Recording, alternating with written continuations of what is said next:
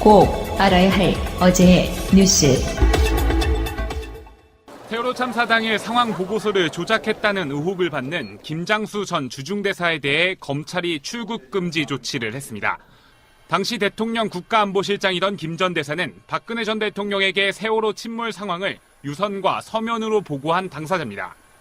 검찰은 김 전 대사가 박 전 대통령에게 최초로 서면 보고한 시각을 오전 9시 30분에서 오전 10시로 조작했다고 보고 있습니다. 또 김 전 대사의 후임인 김관진 전 국가안보실장은 대통령 훈령을 정식 절차 없이 변경했다는 의혹을 받고 있습니다. 청와대가 재난관리를 담당한다는 기존 훈령을 안전행정부가 담당한다는 식으로 고쳐 책임을 회피하려 했다는 겁니다. 지난 13일 청와대는 이 같은 조작 과정에 김기춘 전 비서실장과 김관진 전 국가안보실장 등이 개입했다며 직권남용 등의 혐의로 검찰에 수사를 의뢰한 바 있습니다. 김 전 대사를 출국 금지한 검찰은 조만간 김 전 대사와 당시 국가안보실 관계자 등을 불러 조사할 것으로 보입니다. 엔진룸이 있는 세월호 기관구역은 각종 장비가 얽혀있고 아직도 펄이 많아 정밀조사가 불가능한 상황입니다. 프로펠러의 오작동과 선체 좌현의 충돌 흔적 등 침몰 원인을 둘러싼 각종 의혹을 해소하려면 선체를 세워놓고 조사하는 게 필수적이라고 선체조사위원회는 의견을 모았습니다. 5명 남은 미수습자 수습에 도움이 될 것이라는 가족들의 의견도 반영됐습니다. 미수습자 수습을 하기 위해서라도 해야 된다. 그리고 정밀조사를 위해서라도 직립을 해야 된다. 그리고 조사관들의 안전을 위해서라도 직립을 해야 된다. 먼저 현재 목포신항 부두에 거치된 세월호를 물 위에 설치한 플로팅 도크로 옮깁니다. 이어 8,000톤급 이상의 크레인들을 통해 세월호를 천천히 돌려 바로 세웁니다.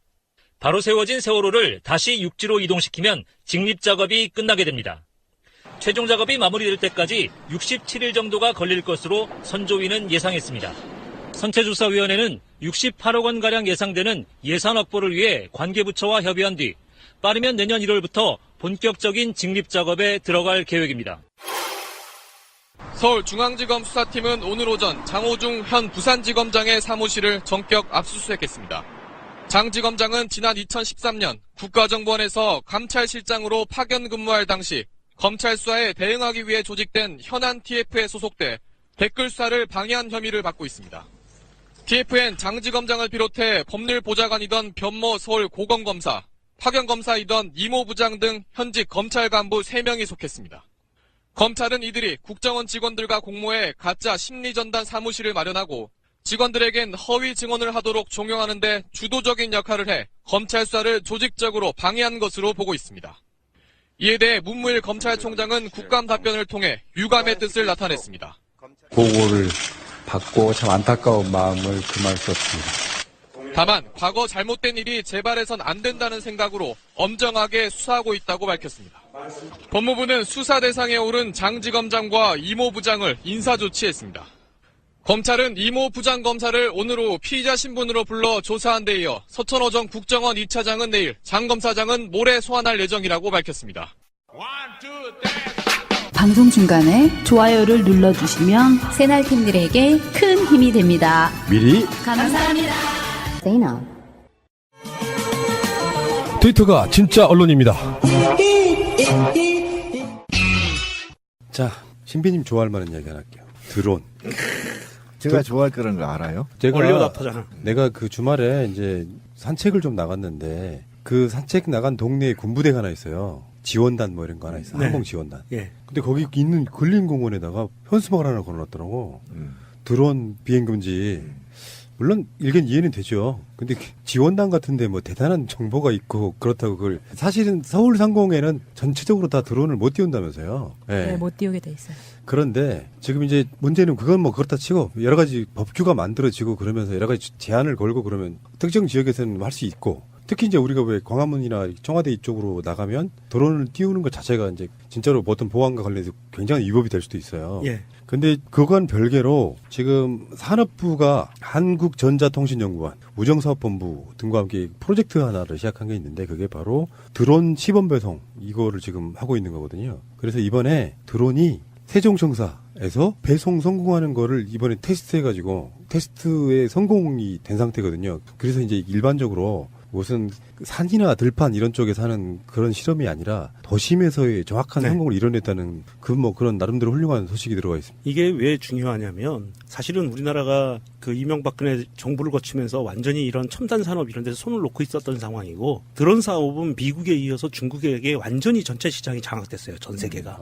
그런 상황에서 이 국가적인 차원에서 이런 시험 비행을 성공했다는 거는 무슨 의미를 갖냐면 얘가 우리가 알고 있듯이 조이스틱으로 드론을 조종하는 애가 아니고요. 프로그래밍 돼서 GPS를 이용한 위치 기반 시스템으로 그렇죠. 배송지를 찍어줬을 경우에 이 드론이 자가 비행을 하면서 혼자 비행을 하면서 건물들을 피해서 스스로 인식해서 레이더로 건물을 피해서 목적지에다 물건을 배송을 성공했다는 거예요. 이거는 굉장히 첨단 기술이고요. 사실은 이 첨단 기술을 국가적인 차원에서 지원을 해서 성공한 거는 제일 먼저는 물론 미국이고 그다음에 중국이 이렇게 이제 유럽 쪽도 있지만 굉장히 그 발전 단계를 많이 한 걸음 굉장히 크게 뛴 거예요. 그러니까 우리나라는 이게 지금 굉장히 초보적인 단계고 4차 산업의 이제 핵심인데 앞으로 한 15년, 한 35년이 분기점이라고 하는 거죠. 그러면 택배가 모두 다 드론으로 이동될 가능성이 굉장히 있다는 건데 이게 이제 법제화 문제가 있어요. 아까 말한 대로 비행 금지 구역이 과도하게 한국에서는 돼 있고 그다음에 이제 이 비행 금지 구역의 영역을 아직 정하지를 않았어요. 일반 예를 들면 비행기와 전투기, 그다음에 일부 이제 이런 그 공공 회선들을 훼손하지 않는 범위 내에서 드론이 이제 날아다닐 수 있는 영역을 길을 만들어줘야 되거든요. 근데 이것도 이제 갈 길이 멀고.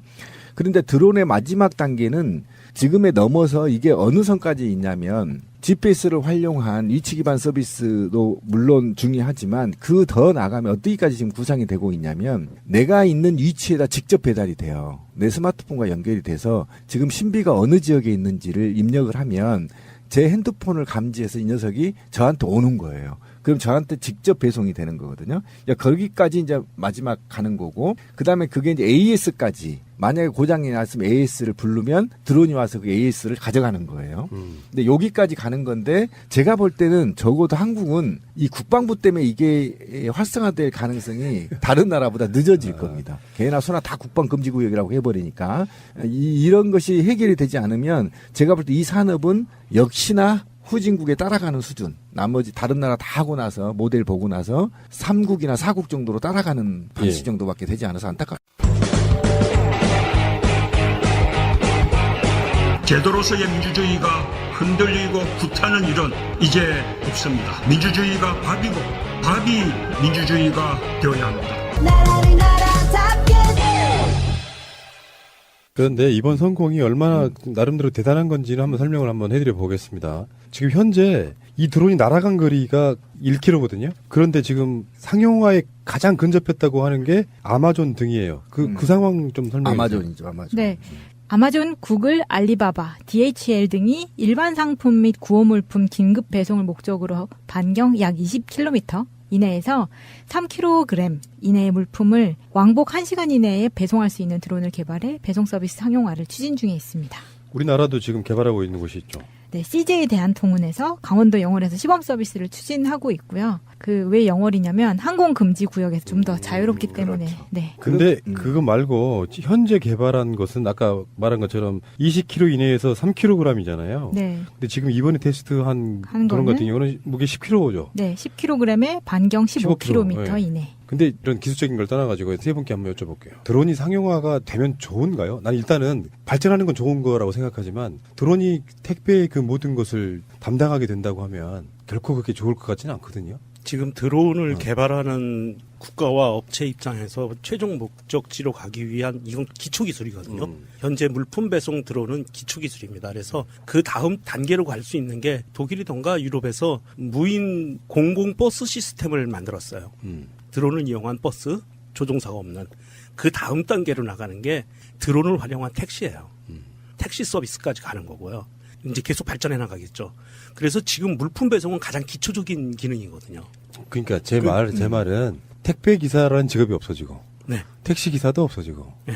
그 관점으로만 바라볼 때 기술이 발전하는 건 물론 좋아요. 그거 싫다 이런 것보다는 거기에 맞는 제도적 시스템, 이를테면은 기본소득 같은 것들도 같이 연구가 그렇죠. 같이 돼야 된다는 거예요. 당연히 그렇게 일자리 돼야 뺏는 되고요. 만큼. 예. 로봇세 많이 걷는 것처럼 이거 드론으로 다 한다고 하면 드론세 당연히 왕창 네. 걷어야 된다고 생각해요. 근데 어쨌든 산업이 새로운 산업이 생기고 새로운 산업이 이제 사장이 될 때에는 그 산업에 종사한 자들을 국가가 교육시켜서 드론 산업으로 맞게 재편하면 되는 건데 이 드론이 이 순기능도 많아. 예를 들면 재해나 재난에 이용될 경우는 굉장히 큰 역할을 할 수 있어요. 왜냐하면 태풍이 몰려오면 드론을 띄워서 태풍 경로가 같이 이동하게 하거나 또는 산불이 났을 때 어느 지역을 산불을 24시간 드론이 저녁에 감시를 하는 겁니다. 프로그램에 의해서. 그래서 산불이 나면 즉시 그 영상을 찍어서 관제센터에 보내서 즉시 대처하거나 이런 것들은 굉장히 좋은 거고요. 이런 측면에서 또 헬스로도 연결을 하면 굉장히 좋은 서비스, 병원 서비스까지 이제 받을 수가 있다는 게 좋은데 문제는 이제 일자리하고 사생활 침해가 좀 있다는 거 아닙니까? 이게 지금 법만 개정이 되면요. 얼마나 상용화가 빨리 이루어질 거냐면 저희 시민회에서 대선 감시할 때요. 드론 띄웠거든요. 네, 드론으로 감시했어요. 전주에서. 그러니까 그 정도만큼 드론이 굉장히 일반화돼 있어요. 기술도 그렇게 뛰어난 기술도 아닙니다. 그런데 그것이 이제 전주에서 원래 금지 구역으로 판명이 돼서 4층 높이까지만 띄우라 그래서 4층 높이까지만 띄웠거든요. 그러니까 그런 측면에서 봤을 때는 저는 인류가 지향하는 기술의 방향은 맞다. 그런데 그것을 어떻게 국민들한테 구성원들한테 이해시키고 또 적응시키고 또는 그에 대해서 피해본 산업에 대해서 어떻게 국가가 보장할 거냐에 따라서 아까 말한 대로 드론세 예. 이걸 받아서 기본소득을 높여주거나 이런 방식으로 제도가 보완돼야 되겠죠. 여기서 하나만 더 이제 제가 추가를 짧게 하자면 이명박과 박근혜식의 산업 정책 발전 방향은 거꾸로 갔단 말이에요. 지금 공론화위원회 이야기가 사실은 이명박근혜가 뒤로 역진시켜 놓은 거잖아요. 태양광 기술을 계속 발전시키고 보급했다면 이런 식의 공론화위원회는 필요 없었을지도 몰라요. 그렇죠. 반대로 드론도 마찬가지라고 생각해요. 정부가 어떤 방향으로 정책을 끌어가느냐에 따라서 우리나라가 드론이 세계 1위 정도의 기술력을 가진 국가가 됐을 수도 있다라는 생각까지 해보는 거거든요. 그러니까 그게 이제 굉장히 아픈 상처가 이제 건드린 건데 지금 우리가 그동안의 기술이 전 세계에서 독보적이었던 게 지난 9년 전에 2차 전지 산업이었잖아요. 그 왜 자동차 배터리 이런 거. 그런데 중국이 완전히 넘어갔어. 지난 9년 동안. 이거 정말 치명적인 거거든요. 만약에 자원외교를 하지 않고 해외로 돈을 빼돌리지 않고 태양광이나 아까 곰피디가 얘기한 것처럼 이런 새로운 신성장 산업에 투자했더라면 적어도 일자리 수백만 개는 만들 수 있었는데 이걸 놓쳤다. 굉장히 아픈 상처다. 자, 알겠습니다. 잠시 후에 대통령의 여러 가지 공약 중에서요. 지방 분권에 대한 공약도 강력하게 남아있거든요. 예. 문재인 대통령은 가장 정확하게 표현하면 진보냐 보수냐 이런 걸 떠나서 그쪽에서 보면 진보 쪽 대통령이고 또 어느 쪽에서 보면은 중도에 가까운 대통령이고 향후에는 건강한 보수의 대통령이 돼야 된다 이렇게 얘기도 하지만 문재인 대통령을 또 다른 식으로 표현하면 저는 민주주의자라고 보는데 맞습니다. 예. 민주주의자가 나라를 운영함에 있어가지고 가져야 될 여러 가지 개념들 중에 지방 분권에 대한 이야기를 확실히 갖춰야 돼요. 왜 박근혜 정권 때 지방 교부세 문제로 광화문 광장에서 여러 경기도에 있는 시장들이 단식했던 거 기억하시죠? 예. 근데 그거에 대해서는 뭐 신비님도 많이 광분하셨던 부분이고 지방 교부세 내보내 이런 부분. 근데 여수에 내려가서 국무회의 같은 걸 하면서 보여주는 모습이 확실하게 개념이 있구나. 그러니까 지방 분권을 이제 헌법에다가 집어넣겠다는 거고요. 첫 번째는. 그리고 되게 어려운 말이자 되게 뻔한 말이긴 해요. 새로운 지방 분권과 균형 발전 시대를 열겠다. 그 재정도 분권할 수 있게끔 강력하게 추진하겠다. 이것은 공약을 지금 내거는 선거전이 아니에요. 대통령이 그 축으로 추진하겠다는 거고 국세와의 지방세의 비율을 7대3으로 만들 거다 이렇게까지 이야기하고 있고요. 거기다가 이제 뭐 혁신도시 이야기는 노무현 대통령 때 만들어냈던 여러 가지 지역 균형 발전에 관한 부분이잖아요. 예, 맞습니다. 각종 공공기관이나 회사들을 혁신도시 지정한 곳에다가 이렇게 내려보내면서 지역적으로 발전시키겠다. 그러니까 사실 문재인 대통령은요, 이렇게 반대로 생각할 수도 있어요. 박근혜가 했던 것처럼 중앙정부가 강력한 힘을 가지면 편하잖아. 지들 편하죠. 입장에서. 예, 편하죠. 근데 스스로가 그걸 내려놓겠다는 거거든요. 맞습니다. 중앙정부 힘을 빼고 각 지역에 힘을 고루 실어주겠다고 하는 것은 민주주의자이기 때문에 가능한 거거든요. 맞아요. 예, 가장 이제 고무적이었던 거는 아무것도 아닌 것 같지만 앞으로 지방자치단체로 부르지 말자. 공식적 명칭을 지방정부라고 하자. 그래서 왜 서초구 지방정부 그러면 제가 봤을 때는 어떤 부속적 개념이 아니고 주체적 개념이랄까 자기 주도성이 강해지는 거예요. 네, 자치적 개념이겠죠. 이 기사가 좀 잘못된 게 있는데 현재 그 재정분권에서 국세와 지방세와 관련한 비율이 7대3으로 이룰 거라고 했는데 이게 잘못된 거고요. 현행 7대3에서 6대4로 바꾼다고 대통령이 밝혔습니다. 제가 얘기한 게 6대4 정도 얘기했잖아요. 6대4 정도로 바뀌면 세수 교환이 일어나는 겁니다. 그래서 국세가 지방세로 바로 적립이 돼버려요. 이해가시죠? 그러면 이제는 교부금 수가 줄어드는 겁니다. 이 교부금을 어떻게 활용했는지 아시죠? 우리 최경환한테 극단적으로 알았잖아요. 지가 국회의원이라고 또는 재정부 장관이라고 해서 지 고향에 갖고 갔던 돈이 바로 교부세거든요. 그런 것들을 줄이면 어떤 현상이 일어나면 국회의원이 예산 편성 때 자기 지역에 돈 갖고 가려고 온갖 거짓말과 정치적 모략을 통해서 국회 예산 정부를 완전히 파토내는 이런 상황이 이제 줄어든다는 겁니다. 볼륨이 갖고 가는 게 적어진다는 거죠. 아예 이제 배정이 되기 때문에. 그 다음에 행정부나 각 부처에서 뭐 6대4니 5대3이니 이렇게 진행하는 사업들이 있어요. 이렇게 사업들이 있으면 중앙부처의 개입이 그만큼 적어지는 겁니다.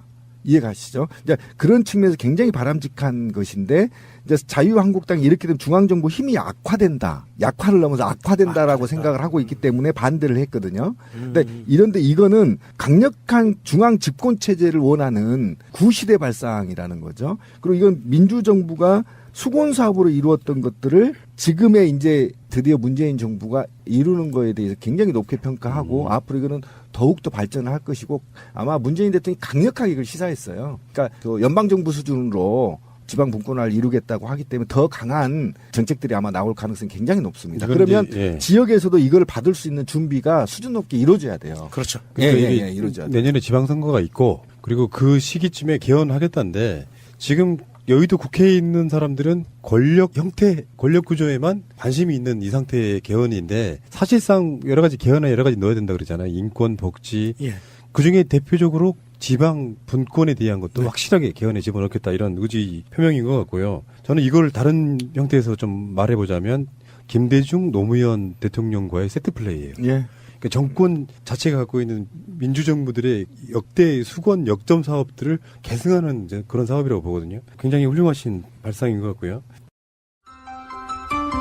새가 날아든다는 여러분들의 하트를 먹고 삽니다. 잊지 않으셨죠? 에피소드 제목을 누르고 플레이가 되면 오른쪽 위에 하트를 꾹 눌러주세요. 오늘도 감사합니다. 더 많은 분들이 들을 수 있도록 하트 꼭 눌러주세요. 김용판이 대선 3일 전에 댓글을 단 흔적이 없다 이렇게 발표를 했을 때 그 당시에 새누리당의 대변인과 김무성 선대본부장이 그 댓글 결과가 마치 알고 있는 듯하게 발언을 해요. 떠들었죠. 그리고 박근혜도 마찬가지로 TV 토론에서 댓글이 안 달린 걸로 나왔고 수사 결과가 발표가 나오기 전에 이야기한 거예요. 예, 맞아요. 그런 상황이 벌어졌는데 지금 거기에 대한 수사도 지금 이루어지고 있다. 그래서 미리 귀뜸했을 것이다라고 이야기하는데 저는 그 잘못된 표현이라고 생각해요. 경찰이 정권에게 귀뜸했다가 아니고요. 일주일 시작부터가 지시에 의해서 내려진 거지 무슨 귀띔을 해. 타이밍만 제공했던 거죠. 그러니까 제가 앞에 얘기했던 이게 바로 그 증거가 나타났다고 했던 게 뭐냐면 상시 공유. 정보의 상시 공유가 이루어졌다는 것이고 그다음에 제가 어느 방송에서 그 얘기를 했을 거예요. 우리 방송에서도. 이건 선거 캠프하고 긴밀하게 연관되면 불가능한 얘기예요. 왜냐하면 만약에 댓글 부대가 선거 캠프하고 김무성이 지금 알고 있었다는 거 아닙니까? 그러면 선거 캠프하고 이 입이 안 맞으면 겉돌아 버리거든요. 선거 캠프에서 이게 지금 이슈로 생각하는데 시발단들은 다른 걸 지금 공격하고 있어. 이러면 안 먹혀요. 그렇죠. 예. 그러면 지금 뭐가 문제인지가 정확히 이루어지려면 선거 캠프에서 누군가가 컨트롤 타워를 했고 이걸 청와대로 보고를 했고 청와대에서 종합적으로 이제 지시가 내려가는 방식으로 이게 지금 부정선거가 이루어졌다. 이게 지금 드러나는 것 중에 하나여서 제가 볼 때는 김무성은 이거에 주범일 가능성이 굉장히 높습니다. 그러니까 다른 식으로 표현하면요. 그 사건에 컨트롤 타워가 있었던 거죠. 그렇죠. 그중에 한 명이 서울경찰청장 김용판이었죠. 그래놓고도 지금까지 이제 여기에 대해서 그때 18대 대선 때 결정적인 영향을 줬던 사건들도 보면은 확실히 그런 건 있어요. 요 댓글 달고 여론 조작하고 막 그 여러 가지 것들을 다 포함시켜도 이렇게까지 부도덕한 사람들이 정권을 잡았다는 것 자체가 좀 이해가 안 되는 부분인 것 같고 여기에도 국정원이 연관돼 있습니다. 예, 국정원 개입할 수밖에 없죠. 네. 그때 당시에 김용판이 국정원 관계자들이랑 막 전화하고 난리가 나요. 통화 목록이 지금 공개돼 있죠. 그러니까 범죄성을 갖고 있는 국정원 직원이 댓글 달다가 걸렸는데 김용판 쪽에서 국정원 그 당시 국장급 간부들과 통화를 계속해요. 그리고 여기 참 정말 가증스러운 게 그 당시 새누리당 박성규 대변인이 오늘 중에 수사 결과가 나온다고도 발표했고 김무성은 뭐 아무런 댓글을 발견 못했다는 정보가 들어오고 있다.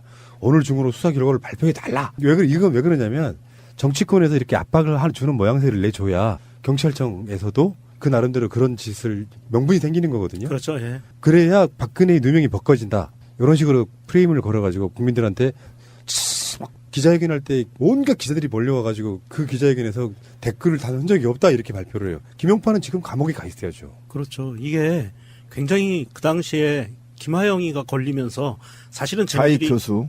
네. 네. 쟤네들 입장에서는 굉장히 한 방에 끝날 수 있다는 위기감을 갖고 굉장히 조직적으로 대응을 한 게 선대위에서 얘네들 선대위에서 대변인과 김무성이 떠들고 그 다음에 그 압박을 받은 경찰청장이었던 김용판이가 이거를 발표를 하는 모양새를 갖춰야 되는데 TV 토론에 나왔는데 갑자기 박근혜가 사실은 제가 박근혜가 실수한 거라고 봐요. 김무성과 박근혜가 실수한 거예요. 사실 입이 건방진 거예요. 예. 예. 박근혜가 몰리니까 그거를 알고 있던 걸 그냥 뱉어버린 맞아요. 것 같아요. 실수예요. 예. 그래서 그 타이밍이 경찰에서 발표하는 타이밍이 늦어버린 거죠. 원래는 박근혜가 좀 놔뒀어야 되는데 그랬던 것 같고요. 그러니까 박근혜가 이 사실을 몰랐으면 그건 이후에 확인해 보겠습니다. 이러면 끝나는 문제였는데 알고 있으니까 입이 툭 튀어나와 버린 거죠. 예. 근데 지금 검찰이 확보한 그 자료에 보면은 당시에 국정원의 박원동 국장이 이 사람뿐만 아니라 여러 관계자들이 김용판, 다음에 새누리당의 권영세, 다음에 서상기, 윤상현 이런 사람들과 또 윤상현이 또 있어 여기. 그러니까 이 컨트롤 타워는 국정원이었어요. 범죄를 저지른 국정원이 사실은 컨트롤 타워여서 서울경찰청장 김용판과 새누리당 관계자들과 민밀하게 통화하면서 이것을 발표할 타이밍을 재고 있었다. 이렇게 그렇죠. 예. 보는 게 맞을 것 같고요. 아무튼 박근혜는 원천적으로 전 당선 무효라고 봅니다. 원래 그러는데 이게 주체가 이제 박근혜가 워낙 나빠서 박근혜로 착각하는데 이 이명박이 저지른 거예요. 예, 착각하시면 그렇죠. 안 됩니다. 예. 이명박이 주범인 대통령이었으니까. 거고, 당시 대통령이었으니까 권력이었죠. 그러니까 결국은 이것만 보더라, 이 한 단락만 보더라도 어쨌든 윤상현이 누구죠? 아시잖아요. 누나. 예, 누나부대 수장이었죠. 그러니까 이들이 얼마만큼 긴밀하게 국가기관을 이용해서 이명박이 차기 대통령을 선출시켰다라는 게 증명이 나온 그렇죠. 거죠. 네, 맞습니다. 이거 굉장히 총체적 부정선거여서 이거는 제가 볼 때는 최소 사형은 나와야 됩니다.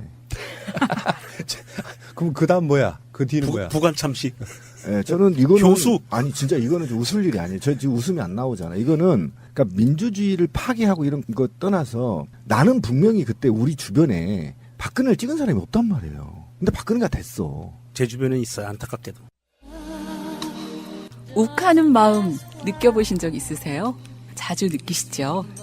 네, 이 분노 조절 장애인가 싶을 정도로 가끔 화를 내는 분들 주변에서 볼 때가 있는데 순간적인 화를 참는 것은 쉽지 않다라는 거. 2500년 전에도 마찬가지인가 봅니다. 공자의 제자 자장도 참는 것이 어려웠는지 공자에게 물었어요. 공자님, 참지 않으면 어떻게 됩니까? 공자께서 말씀하셨죠. 천자가 참지 않으면 나라가 황폐하게 되고 제후가 참지 않으면 그 몸을 잃어버린다. 벼슬아치가 참지 않으면 형법에 의해 죽게 되고 형제가 참지 않으면 각각 헤어져서 따로 살게 된다. 부부가 참지 않으면 자식들이 부모 없이 고아가 될 것이고 친구가 서로 참지 않으면 정과 뜻이 서로 갈린다. 자신이 참지 않으면 걱정, 근심이 없어지지 않는다. 네, 자장이 말했습니다. 참으로 좋고도 좋으신 말씀이로다. 참는 것은 참으로 어렵도다. 사람이 아니면 참지 못할 것이요. 참지 못할 것 같으면 사람이 아니로다. 네, 명심보감 개성편에 전해진 이야기인데요. 참는 것이 얼마나 어려운 일인지 알게 합니다. 네, 안녕하세요. 영화로 배우는 인문학 진행의 박기정입니다. 안녕하세요, PD님. 예, 반갑습니다. 네, 잘 찾고 계시죠? 예. 안녕하세요, 마차님. 안녕하세요, 마차입니다. 네, 안녕하세요, 한쌤. 네, 가을에 지하철을 타고 오는 한창섭입니다. 너무 예쁘죠, 풍경이. 이 분노를 슬기롭게 다스리는 방법도 좀 있어야 될 것 같은데요. 나만의 분노 조절법 있을까요, PD님? 분노 조절법이요? 네, 욱하는 마음 진정하는 법? 그런 방법은 잘 모르고 네. 결국에는 인격 수양을 해서 참아야 돼 해야 되는 부분인데 제가 술을 끊었잖아요. 예전에는 그 욱을 참는 대표적인 방법이 술 먹는 거였는데 술을 먹고 취하는 원리를 분석해 보니 술은 이게 과장을 시키는 효과가 있어요. 무슨 말이냐면은 분노도 과장하고 네. 기쁨도 과장을 해요.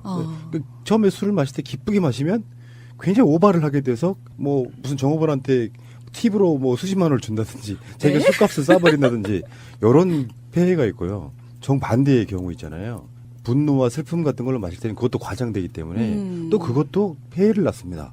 그래서 분노 조절하는 데 있어서 술만큼 좋은 건 없는데 항상 그렇게 술을 드시는 분들 뭐 심하게 부부싸움을 했다거나 사업에 실패했다거나 회사에서 망신을 당했다거나 온갖 이유로 근데 술을 끊어보니 가끔씩 그럴 때가 있어요. 남들이 제가 평정심을 갖고 있을 때는 네. 남들이 술 마시는 거 보면은요 그 술을 보면 약간 좀 징그럽고 뭔가 역겹다는 생각이 들 정도가 그 정도가 들더라고요 최근에. 근데 간혹 내가 그렇게 배척하고 있는 술이 그리울 때가 바로 욱했는데 지금 그걸 삭힐 방법이 하나도 없을 때. 이럴 때는 굉장히 이게 술 끊는다는 게요. 네. 평상시 때 알코올 중독 아니면 그냥 끊을 수 있는데 딱 이 경우에는 간절하게 소주 한두 잔 먹고 싶을 때가 있다는 거죠. 이럴 거기까지입니다. 예. 그냥 니코틴 한 모금? 정말 잘 참으시네요. 담배는 못 끊으셨죠? 그거는 만약에 그것마저 끊으면요 영원히 분열돼 버릴지도 몰라. 그런 게 있어요. 예. 안 되겠다 그건. 그죠? 우리 마천님 방법 있어요? 저 방법을 아직 못 찾은 것 같아요. 그래서 뭐 대성통곡을 한다거나 한번 방법을 찾아보려고 약간 뭐 기도를 한다거나 그 방법을 한번 써봤는데 장기간 시간이 필요합니다. 수양을 하기 위해서. 안 됩니다. 잘. 한쌤 좋은 방법 있을까요? 언젠가부터 저는 이제 뭐 화를 참아야 된다 이렇게 사람들이 이야기를 많이 하는데 그러면 병으로 다 오는 거니까 네. 그냥 화나면 화내고요. 그냥 네. 기쁘면 웃고 슬프면 울고 그냥 그렇게 감정이 주어진 대로 그냥 적절하게 표현하는 게 좋은 것 같아요. 뭐 사족이 될 수 있는데 네. 아까 운다고 그랬잖아요. 네. 남자들은 그게 잘 안 되는 측면이 있어요. 그렇게 교육 받아 왔거든요. 그러니까 저는 솔직히 말씀드리면은 여자건 남자건 우는 걸 제일 싫어해요. 우는 걸로 해결하려고 하는 약간 좀 그런 것도 있어요. 어떤 사람은. 근데 그게 본인이 혼자 우는 건 상관이 없는데 누구 앞에서 자기 잘못을 울음으로 이렇게 무마하려고 하는 건 좀 별로 안 좋아하고 저는 사실 울어본 적 없거든요. 그래요? 나이 먹어서 최근 한 20, 30년 동안 울어본 적이 없어요. 잠깐만요. 그런데 네. 우는 걸로 무마를 하려고 하는 게 아니라 화가 나면 눈물이 나는 걸 어떡해요? 울었어요? 화나면 눈물이 나더라고요. 저는. 맞아. 아니, 그러니까 내 입장을 설명드리는 거예요. 우는 걸 너무 싫어하니까 내가 안 울어요. 근데 이제 나쁜 의미에서 보면 이렇게 보여요. 뭐 남자라고 하는 것이 갖는 과도한 어떤 사회적 기대를 지 혼자 착각하는 거였더라고요. 어떻게 보면. 그러니까 저 사람은 강해야 되고 잘나야 되고 똑똑해야 되고 돈도 많아야 되고 이런 어떤 기대치에 부응하지 못하니까 내가 그걸 다 감당을 해야 되는 사람이라 사업이 망해도 집에 말 못하는 경우도 있고요. 어떤 기간 동안 들키기 전까지는. 들키기 전까지. 그게 그런 어떤 울음과 이런 스트레스와 이런 사이에서 과도하게 강해지려고 하는 것들이 결국은 그 남자를 부러뜨려요. 맞아요. 휘지도 못하고 그냥 확 부러지게 만들어 버리더라고요. 그런 거지 뭐 이상하게 말이 너무 셌죠. 네. 공감합니다. 네. 그 뭐. 맞아요. 옆에서 누군가 대화 나눌 수 있고 그 마음을 이해해주고 다독여줄 수 있다면 참 좋겠다라는 생각이 드네요. 근데 이 분노 조절법에 찾다 보니까 전문가들이 이렇게 조언을 하더라고요. 분노를 터뜨리는 것은 3초를 견디지 못해서 이게 분노가 터지는 것이다. 3초만 참으면 된다. 근데 중요한 거는요. 네. 그렇게 말하는 학자나 의사들이 본인들이 상담을 받아야 돼요. 3초 참으면 안 될까요? 참는 방법은 딱 하나밖에 없어요. 네. 그게 뭐냐면 내가 만약에 어떤 분노를 느꼈다면 그 대상이 있을 거 아니에요. 네. 그 대상을 이해해주는 방법밖에 없어요. 내가 저 상황이라면 저 사람은 그렇게 할 수밖에 없었겠다라고 생각을 하면 분노가 좀 줄어들죠. 순수하게 내 입장에서만 욱하니까 그게 분노가 훨씬 더 증폭되는 거잖아요. 맞아요. 그래서 말을 이제 계속하면은 이 3초를 잠깐 참았다가 심호흡을 하면은 평정심을 찾게 된다. 너무나 그냥 단순한 진리인데. 아니 제가 참지를 못하고 화가 날 때가 있잖아요. 근데 잠깐만 시선을 돌리면은 괜찮은데 그걸 못 참았구나 이렇게 후회할 때가 요즘 들 때가 있더라고요. 저는 화를 참아서 네. 집에 와서 후회하는 게 더 많은 것 같아요. 참지 말까요? 네. 알겠습니다. 네. 자, 지난주 영화 기억하시죠? 사랑과 영혼. 데미 무어와 패트릭 스웨이즈 또 우피 골드버그 주연의 사랑과 영원 함께 하셨는데요. 어떻게 들으셨을까요? 저는 방송 계속 들으면서 음악이 번안곡으로도 나오고 경음악으로도 나오고 또 라이처스 브라더스의 원곡으로도 듣고 정말 피디님. 편집의 애로점을 설명해 드릴게요. 예를 들어서 네. 오늘 할 영화도 마찬가지인데 오늘 할 영화는 OST가 사실상 알려진 게 별로 없어요. 그러니까 벌써 고민스러운 거야. 네. 사랑과 영혼만 해도 언체인드 멜로디를 제외하고는 딱히 우리가 알려진 음악이 없잖아요. 네. 근데 그거를 어떤 상황에는 음악도 깔아야 되고 하다 보니까 궁여지책으로 네. 어떤 분이 색소폰 연주한 걸 가져다가 살짝 밑에 좀 깔아드렸고요. 네. 그런 애로점들이 있고 또 뭐 어떤 영화는 영화 전체에 또 OST가 알려지는 게 많아서 또 고민인 경우도 있고 그렇다는 말씀 드릴게요. 전 좋았다는 얘기입니다. 저도 뭐 나쁘게 생각하셨다는 게 아니라 네. 알려드리고 싶어가지고 애로점이 있습니다. 네.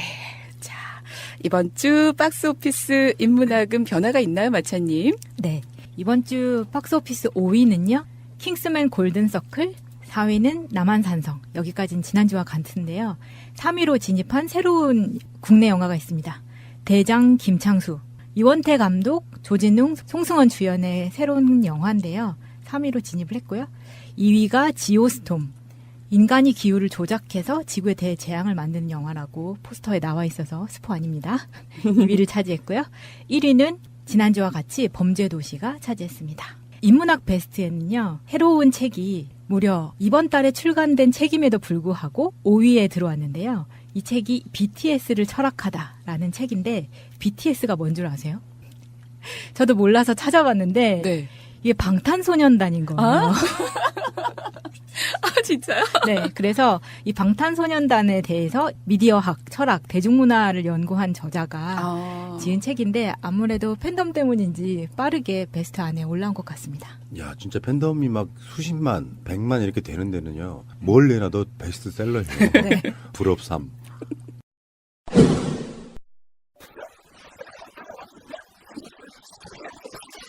되게 신기하다.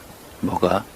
얼마 전에도 어떤 아저씨가 여기서 이 구멍 속 들여다보고 있었는데 그 아저씨한테도 물어봤었거든요.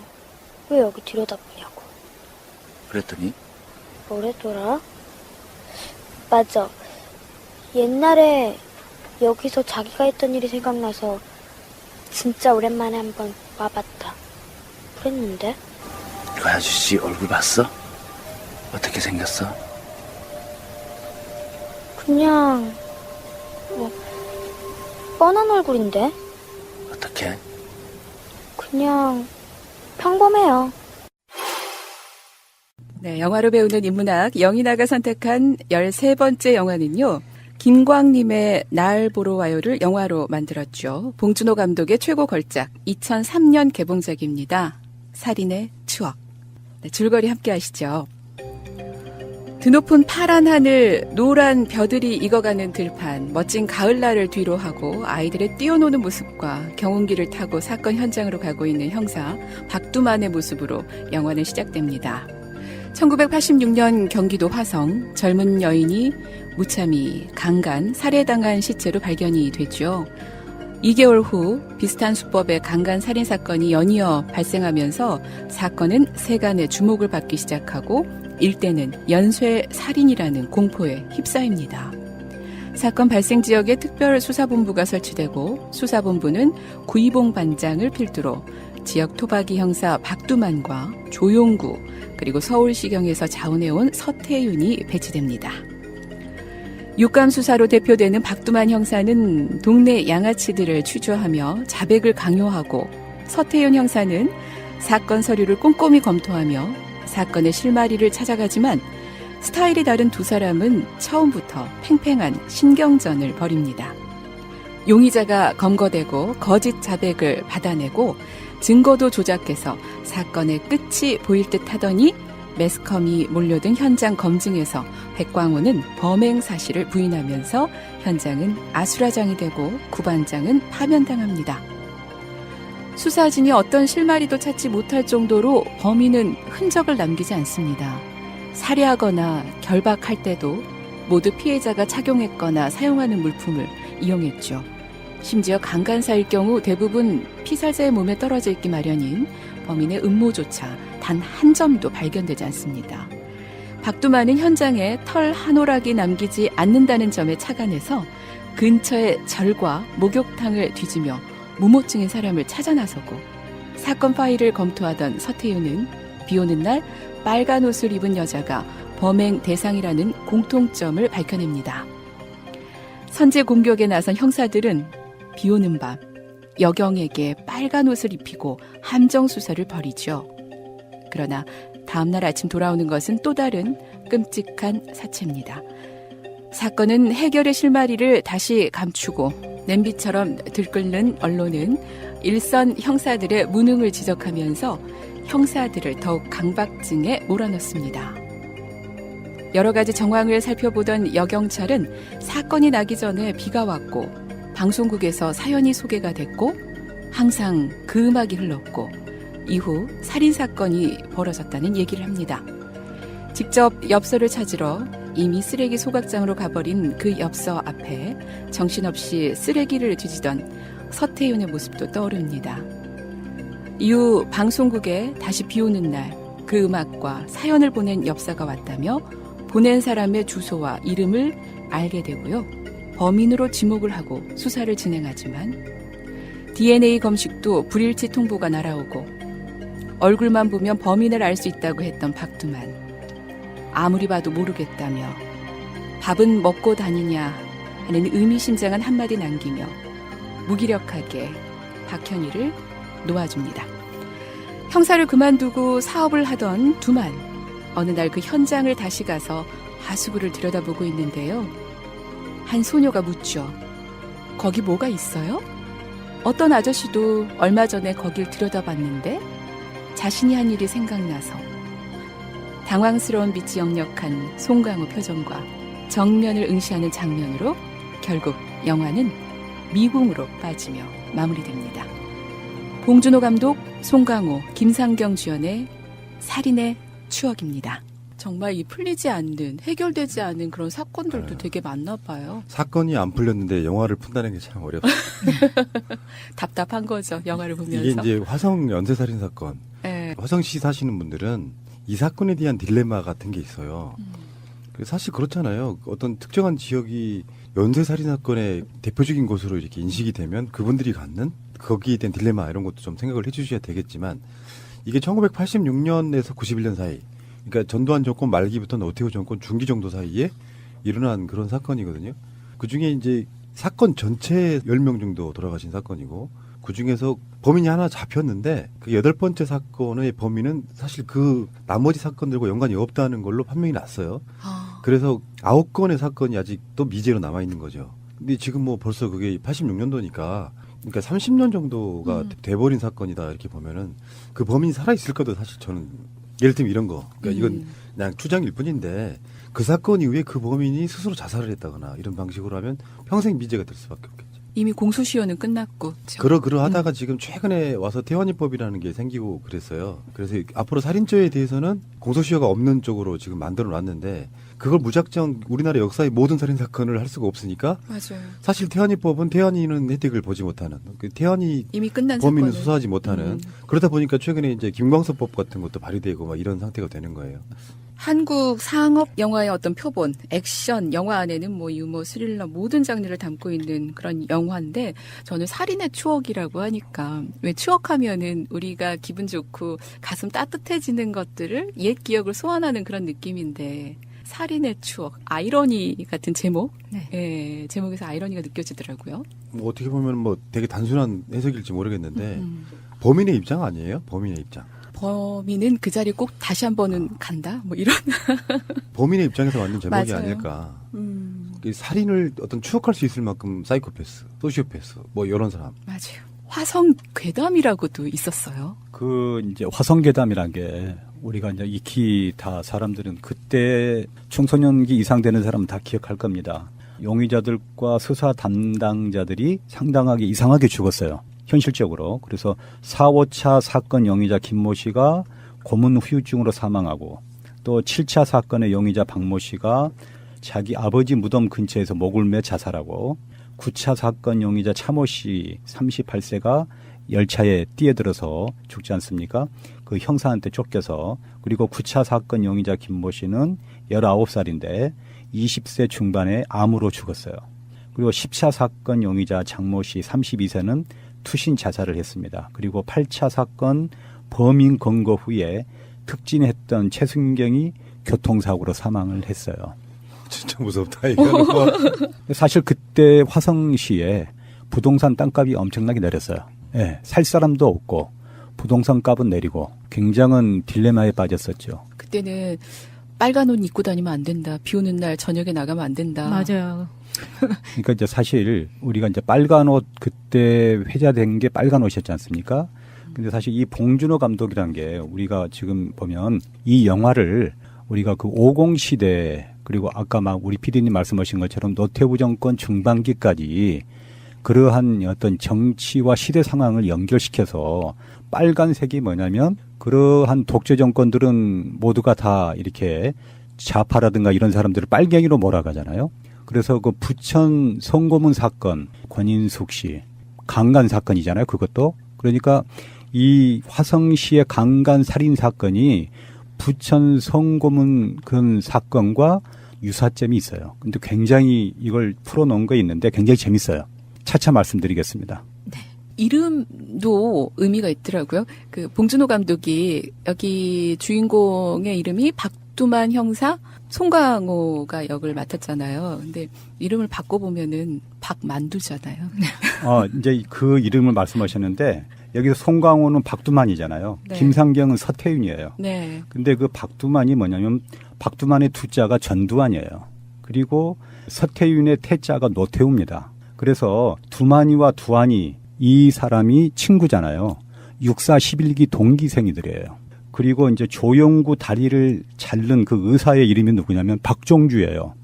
그러면 그 박종주는 남영동 치안본부 대공분실에서 물고문으로 죽은 박종철 그 이름 박종주 박종철이잖아요. 네. 네, 그래서 그러한 이름에서 이 봉준호 감독은 이 50과 같이 연결을 했습니다.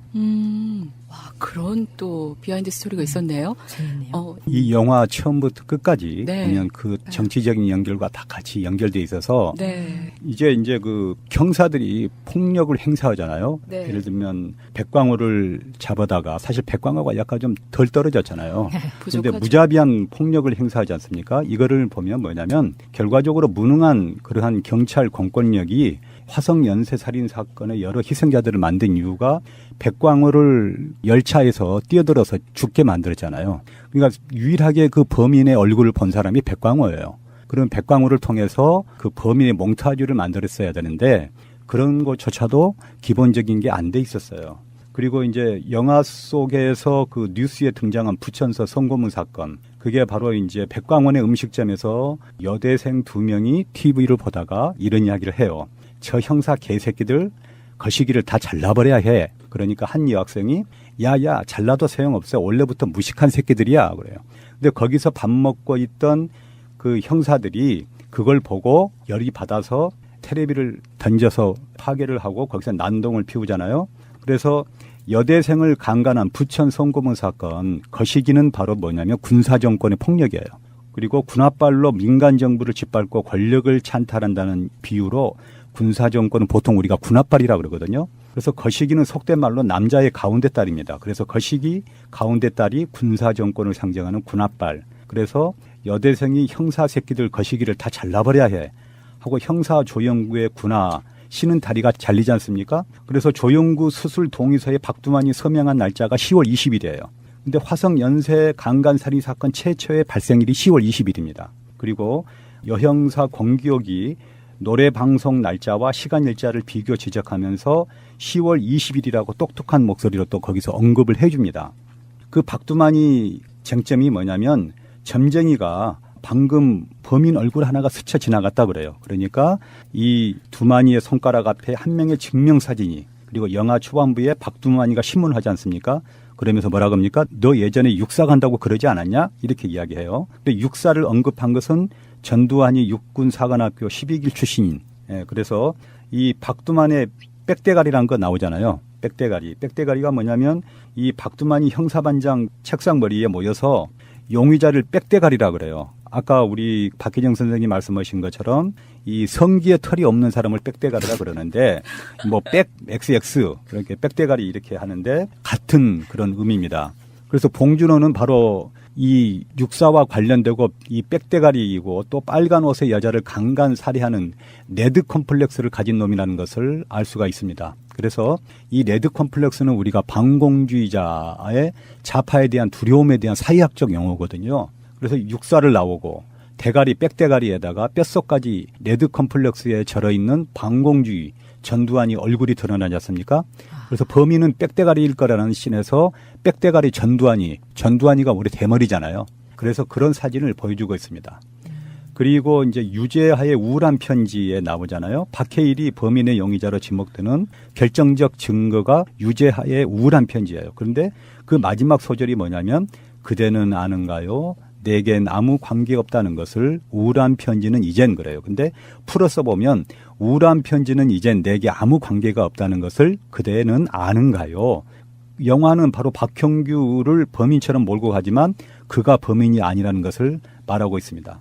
그리고 두만이의 자동차가 딱 2번 고장이 나거든요. 네. 첫 번째 고장 난 사건이 그날 강간살인 사건 난 날입니다. 그러고 나서 미국에다가 그 채취했던 그 유전자 검사 결과를 보내요. 그 미국에다가 보내고 그 결과를 기다리고 있는데 그 6월 항쟁증으로 일단 전두환 정권이 기가 좀 꺾입니다. 그리고 고장난 독재 정권이 마지막 물리력인 군대로 국민을 제압하기 위해서 그 자기 내부 분열이 일어나요. 아마 우리 PD님 기억하실지 모르지만 학원 안정법이다 뭐다 해서 그때 나오다가 그 실패를 하게 되죠. 제가 워낙 어릴 때라 기억이 안 납니다.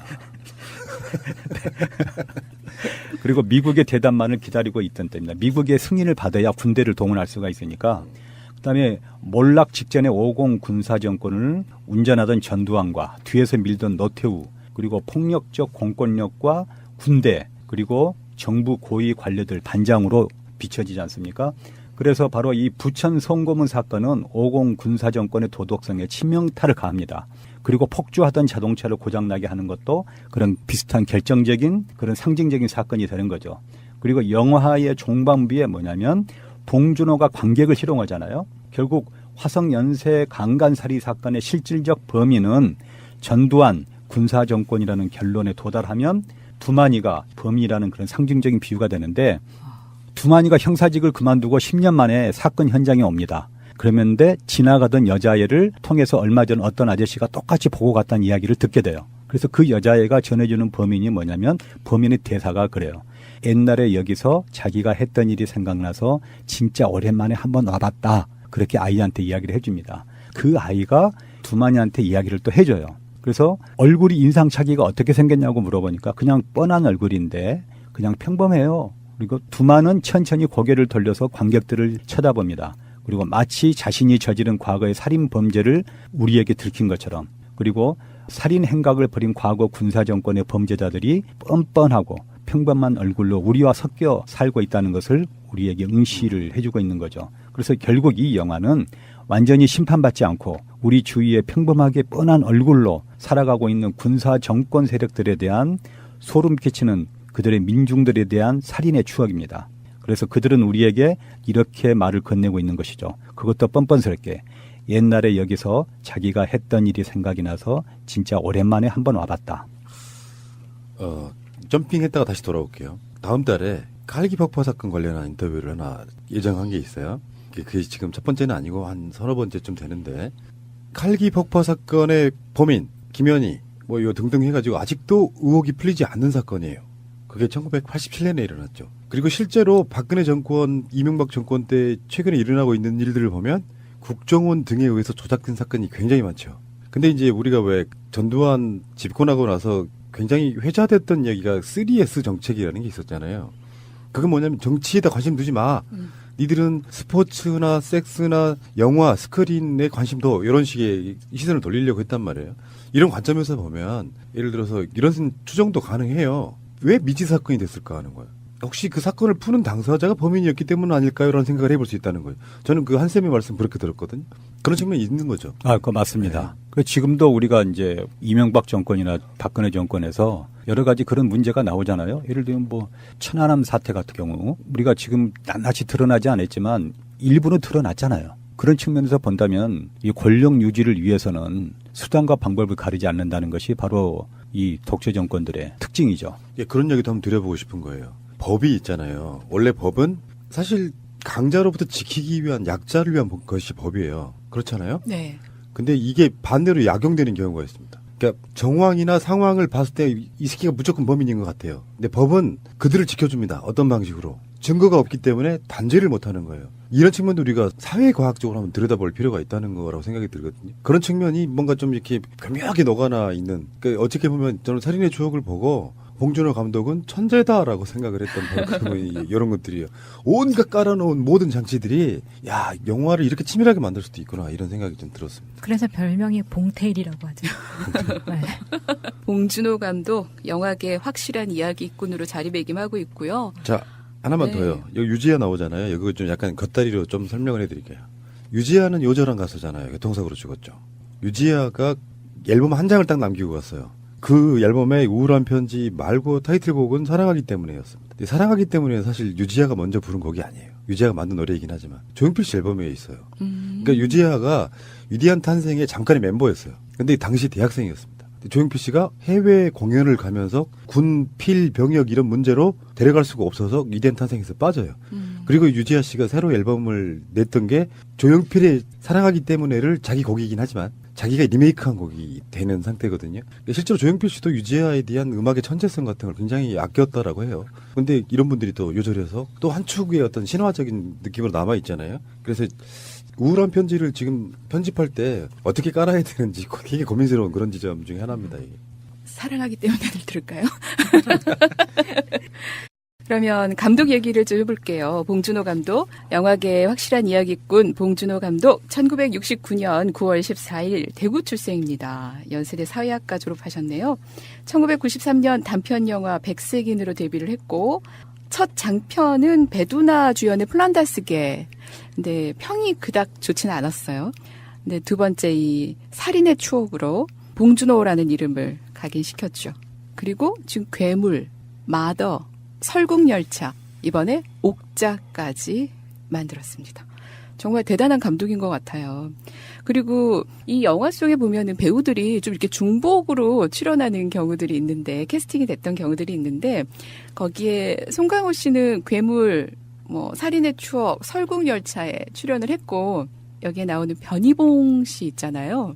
변희봉 씨는 플란다스에게 살인의 추억, 괴물, 옥자, 그리고 또 중복 캐스팅된 분은 틸다 스윈턴, 설국열차, 옥자에 참 캐스팅됐습니다. 그리고 감동 이야기를 하셨는데 네.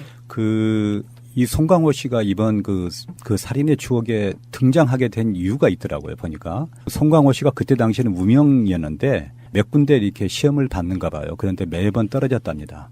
떨어졌는데 이 봉준호 감독이 조감독 하는 그러한 데 한번 시험을 받는가 봐요.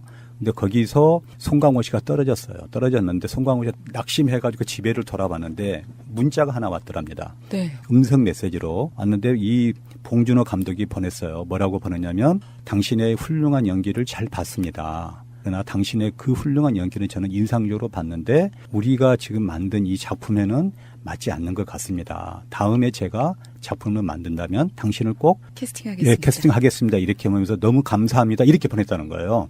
그런데 이 송강호 씨가 뭐냐면 자기가 떨어지고서 이렇게 문자를 남기고 이렇게 친절하게 한 사람이 처음이었다는 거예요. 그래서 그 송강호 씨 그걸 보는 순간 이 사람한테는 무조건 출연하겠다 했는데 문자를 보냈는데 송강호 씨가 그 연락이 안 와서 봉준호 씨가 전화를 했답니다. 전화를 하면서 먼저 이제 이 살인의 추억에 대한 대사를 보냈다 그래요. 보냈는데 빨리 연락이 안 오니까 이 봉준호 씨가 전화를 했대요. 전화를 했더니 송강호 씨가 받든 받느냐 내가 당신 영화에 무조건 출연합니다. 이렇게 해서 됐다는 거예요. 그런 또 스토리가 있군요. 친절한 준호 씨인데요.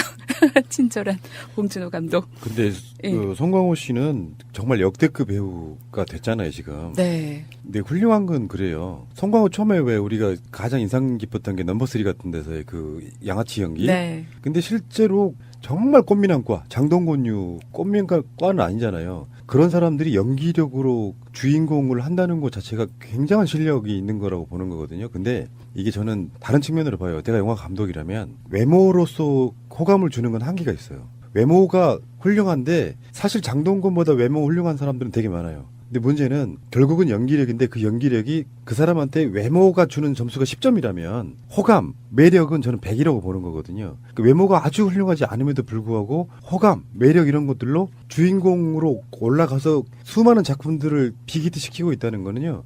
이분 송강호 자체가 그렇다고 못생겼다는 건 아닌데 어떤 주류적 흐름에 있어서의 잘생긴 꽃미남들과는 완전히 다른 사람이잖아요. 이분은 정말 나중에 영화계에서도 굉장히 특별한 종류로 인정받을 거라고 생각해요. 아주 특별한 종류로. 굉장히 평범한 얼굴이에요. 나 정도밖에 안 돼. 참 지금 말씀하니까 생각이 나는데 봉준호 감독이 이제 캐스팅 하려고 보니까 그 안에 송강호 씨가 너무 커져버린 거예요. 너무 저명 인사가 돼버린 거예요. 그래서 이 봉준호 감독이 엄청 고민을 했다 그래요. 과연 우리 이 얘기에 나올 수 있을까? 그때 전화 받자마자 나는 무조건 나가겠다. 그래서 이렇게 캐스팅됐다 그래요. 그러니까 그때는 이미 유명해져 버려요. 그렇죠. 이입이 돼서 너무 차이가 나갔고 봉준호 감독이 오히려 굉장히 고민을 많이 했다 그래요. 그렇구나. 1967년 송강호 1월 17일생 만 50세 경남 김해시 출생했고요.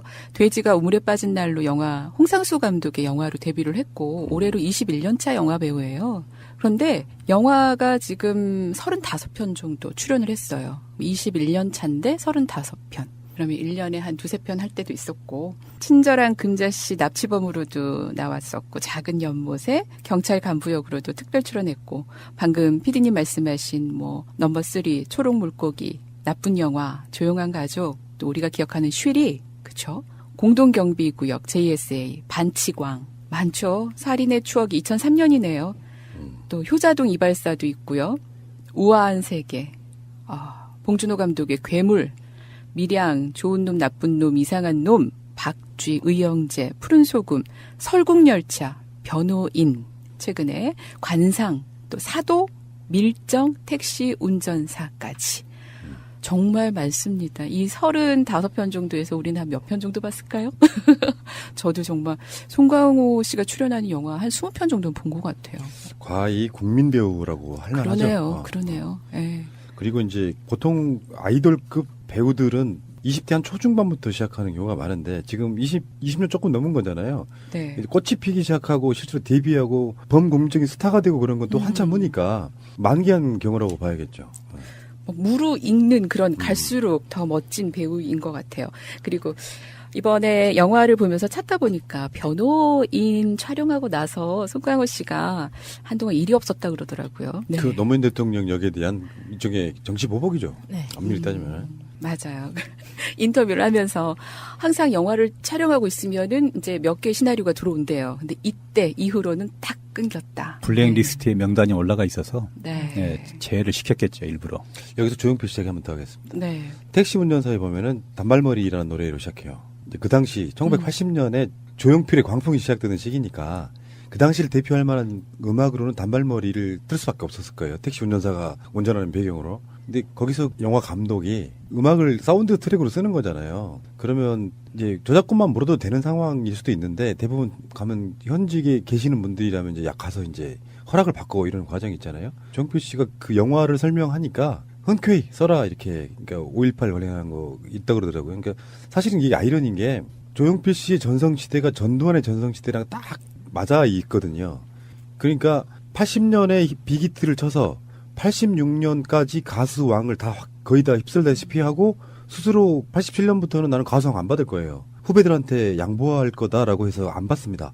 그냥 한국 사람들은 이제 TV 안 나오고 10대 가수 가요제 같은 데 안 나오면 그냥 한물간 가수를 인식할 수 있는데 그때 당시 조용필 씨는 90년대 초반까지 일본 진출 이런 걸 했었거든요. 그런데 그 와중에도 조용필의 음악들 중에요. 그 4집인가요? 생명이라는 노래가 있어요. 이거는 5.18을 담은 남들 아무도 모르죠. 그 가사에 그런 내용이 들어있는 게 아니니까. 그렇다고 조용필 씨가 정치적 색채가 있는 사람도 아니에요. 조선일보 같은 데하고 인터뷰도 되게 잘해요. 그러니까 이분 자체는 성향이 없는데 아프다고 생각하면 아픈 대로 그거를 음악으로 담더라고요. 6월 항쟁을 담은 노래도 있어요. 서울 1987이라는 노래. 우리 보통 개인의 어떤 추억을 담은 건가 보다 하는데 가사가 너무 이렇게 은유화돼 있어가지고 뭐 그런 분이라는 생각이 좀 들어서 아직까지 아마 어떤 우리나라 문화예술계 전반에 걸쳐가지고 가장 실력으로 인정받는 존경받는 문화인이 아닌가 이런 생각을 해봅니다. 송강호 씨도 이제 한 10년쯤 지나면 그 정도 바늘이 올 거다 생각해요. 아직까지 조용필에 멀었다. 서태윤 형사 역을 했던 김상경 씨도 잠깐 얘기를 하고 들어갈게요. 중앙대학교 연극영화과 졸업을 했고 98년도 드라마 에드버킷으로 데뷔를 해서 살인의 추억으로 많은 사람들한테 인기를 얻었죠. 이후에는 타워, 화려한 휴가에 나왔네요. 하하하 등 예술영화와 상업영화 장르를 가리지 않고 소화를 했습니다. 그리고 박해일이 나왔죠. 뭘 알 수가 없는 표정이에요, 박해일. 그 표정을 보면서 범인인가? 아닌가? 참 묘하다, 그 표정. 그 진짜 네. 이 영화의 씬 스틸러는 향수기 했던 바로 그 배우 아닌가요? 그 배우 혹시 이름 아세요? 박노식. 아, 박노식 씨. 네, 백광호 역을 했던. 그 다음에 박힌 옷을 다시 입혔다. 그건 왜 그랬을까? 몰라. 다시 입혔어. 왜 그랬어? 왜? 나야 모르지. 새끼가 정말 잘 나가다가. 야, 이 개새끼야. 그 다음에 어떻게 사? 그래. 어디로? 송강호의 씬 스틸러성을 위협할 만큼의 살인의 추억하면 향수기가 생각나는. 향수기 예뻤다. 근데 그 변태 역을 맡았던 류태호 씨도 잘하더라고요. 그리고 폭력을 휘둘렀던 형사역의 김래아. 이 영화는 조연, 단연, 뭐 주역 다 모두 다 연기력이 너무 좋았다라는 평을 받은 영화예요, 정말. 그리고 변희봉 씨도 얘기가 나왔고요. 봉준호 감독하고 변희봉 씨는 같이 영화 촬영을 많이 한 것 같아요. 그리고 주제가에서는 아까 우리 PD님 얘기하셨는데 유재하의 우울한 편지하고 빗속의 여인도 나오더라고요. 빗속의 여인. 지금 굉장히 밝고 즐거운 느낌의 노래방 가면은 빗속의 여인을 부르게 되는데 이 영화에서 나오니까 이런 노래인가? 그러니까. 빗속의 여인은 그 살인 장면을 형성화시키는 그런 거잖아요. 빗속의 여인은 아마 그 이전 70년대에 신중현 씨가 만든 음악이잖아요. 그리고 유지아 같은 경우는 아마 그 당시에 가장 이제 그 사실 솔직히 우울한 편지가 그렇게 히트했다고 볼 수는 없어요. 근데 이제 라디오 DJ들이 그 음악을 틀게 되는 그러니까 영화 흐름상 필요했던 음악들이라고 보는 거죠. 예. 그 장면은 어떠세요? 취조하다가 수사반장 함께 보면서 짜장면 먹다가.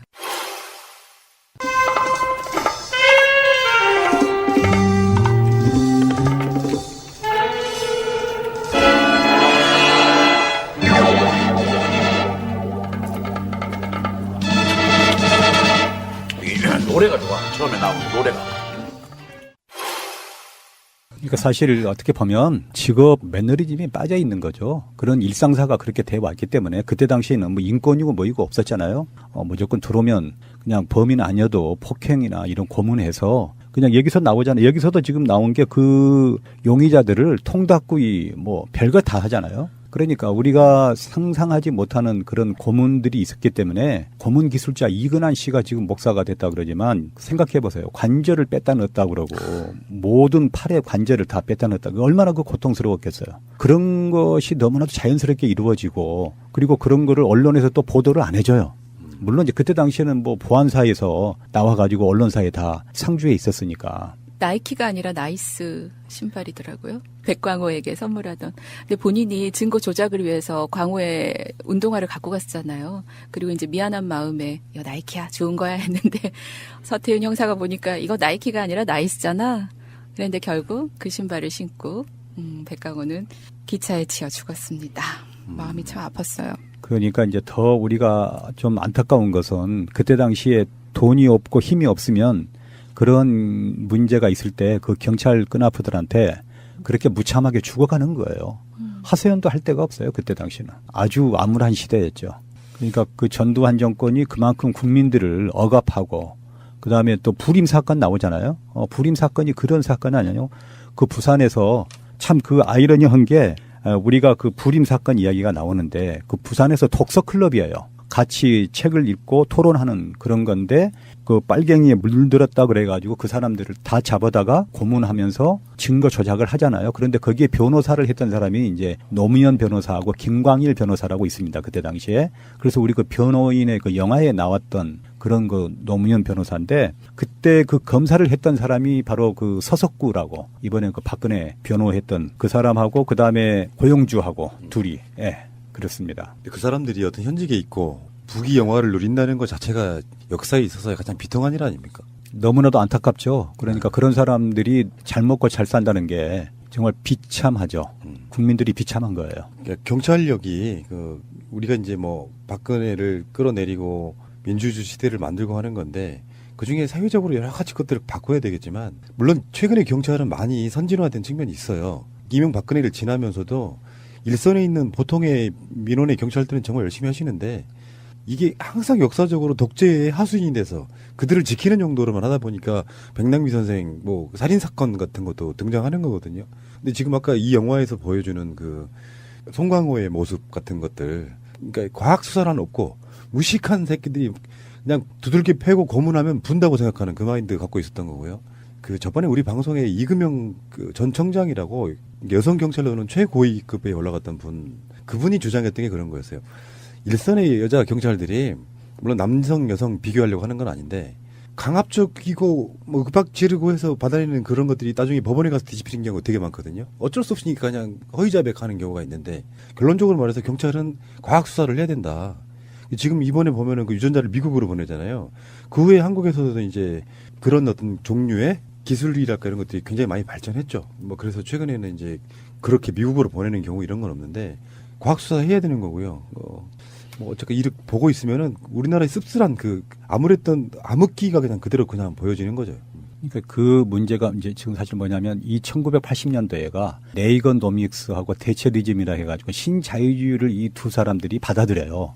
그러면서 급속도로 모든 세계가 이 신자유주의만이 살 길이다 그래서 이 동구권, 공산권까지도 이게 그거를 흡수를 합니다. 흡수를 하면서 국제적으로 이 산저가 돼요. 그러니까 물가가 싸고 뭐 이러면서 전두환 정권이 그런 대로 나름대로 이 경제 발전을 이루거든요. 그게 다 이제 국제적으로 굉장한 어떤 흐름에서 많은 혜택을 본 건데 그 이명박 정권이 이제 그 신자유주의를 계속해서 이어봤잖아요. 그런데 이제 그때 문제가 뭐냐면 고등학생들 1,500명한테 서울 경기 지역의 1,500명한테 내가 범죄를 저지르고 형무소에서 3년을 산다. 그런데 20억을 벌 수 있다. 그러면 너 범죄를 저지를 수 있겠느냐고 조사를 했더니 고등학생들의 70%가 범죄를 저지르겠다 그랬어요. 이것이 굉장히 심각한 문제거든요. 근데 우리의 어떤 사회학적으로 보면 우리 그 사람들이 그런 통계를 보고도 어떤 위기의식을 별로 느끼는 사람이 많지 않다는 데 문제가 있어요.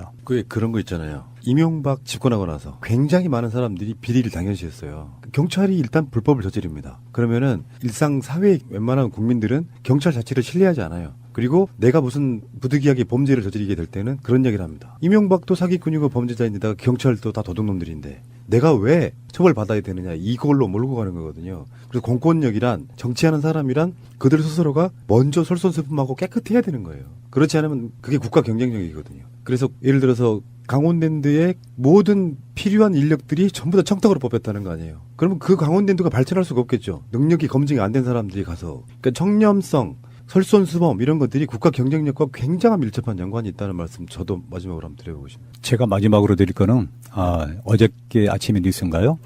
봤더니 인천공항을 이명박이가 20분의 1 가격으로 덤핑을 쳐서 매각을 하려고 그러다가 우리 국민들이 반대해서 못했잖아요. 그래서 저는 그거 이명박이가 인수하려고 저는 그랬다고 생각해요. 왜 이명박이가 맥코이라고 제가 몇 년 전부터 맥코이를 항상 이야기를 했는데 맥쿼리 호주 회사죠. 그래서 아마 그런 이명박 계열의 그 지분 소유의 회사들을 통해서 인천공항을 접수하려고 했던 거라고 저는 100% 확신합니다. 깜짝 놀랐어요. 그런 슈킹의 추억. 모리와 함께한 화요일이라는 책 들어보셨죠? 루게릭병으로 시한부 삶을 살고 있는 스승을 화요일마다 찾아가 인생의 소중한 가치들을 배운 내용을 담은 책입니다. 이 책에서 스승인 모리 교수는 인생에서 가장 중요한 것에 대해서 이렇게 말합니다. 인생에서 가장 중요한 것은 사랑을 나누는 법과 사랑을 받아들이는 법을 배우는 것이다. 너무 뻔한 얘기가 아닌가 싶지만요. 가장 단순한 게 가장 진리라는 생각이 듭니다. 사람은 의외로 자신을 사랑하는 법도 또 남이 나를 사랑해줄 때 그것을 받아들이는 법도 서툴죠. 그래서 스스로를 사랑하는 것도 남을 사랑하는 것도 힘들어하는 경우가 많습니다. 누군가의 말에 너무 예민하게 반응하지 마시고요. 스스로를 존중하고 있는 그대로의 자신을 사랑한다면 사람다움의 길을 걸어갈 수 있지 않을까 싶어요. 자신을 사랑하는 사람이 자신을 기쁘게 하고요. 또 다른 사람을 배려하고 사랑할 수도 있을 겁니다. 오늘 저희와 함께 방송 들으신 분은요. 지금 손을 가슴에 올려서 나 자신에게 먼저 사랑한다고 오늘도 애썼다고 꼭 전해보시기 바랍니다. 영어로 배우는 인문학 영이나 13번째 살인의 추억 함께 했습니다.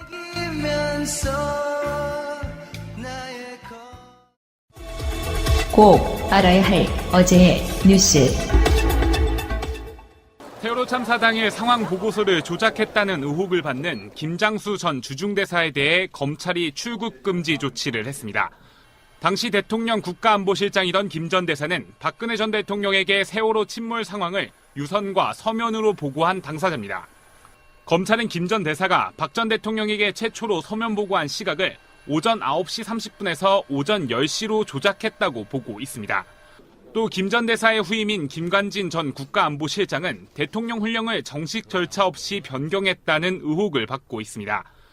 청와대가 재난관리를 담당한다는 기존 훈령을 안전행정부가 담당한다는 식으로 고쳐 책임을 회피하려 했다는 겁니다.